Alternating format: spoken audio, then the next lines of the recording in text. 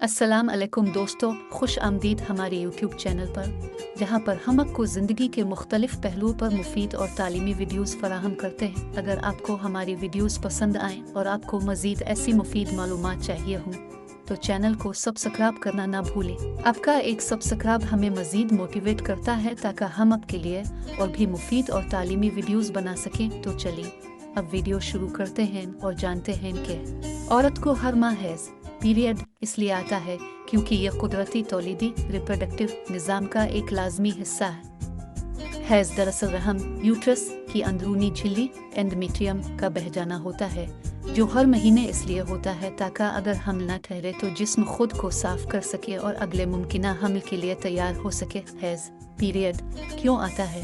एक हार्मोनी तब्दीलियां औरत के जिस्म में एस्ट्रोजन, एस्ट्रोजन और प्रोजेस्टेरोन नामी हार्मोनी तब्दीलियां होती हैं जो रहम को हमल के लिए तैयार करती है। दो बच्चादानी की तैयारी, हर महीने बैजादानी ओवरी एक अंडा खारिज करती है आव्यालेशन, और रहम की दीवारें खून और ग़िज़ाइयत से भरपूर हो जाती हैं ताकि अगर हमल ठहरे तो बच्चे की नशोनुमा हो सके। 3 हम न होने की सूरत में अगर अंडा फर्टिलाइज नहीं होता यानी मर्द के नुत्फे स्पर्म से नहीं मिलता तो रहम की दीवारें गैर ज़रूरी हो जाती हैं और जिस्म उन्हें खारिज कर देता है जो हैज़ की शक्ल में बाहर आता है।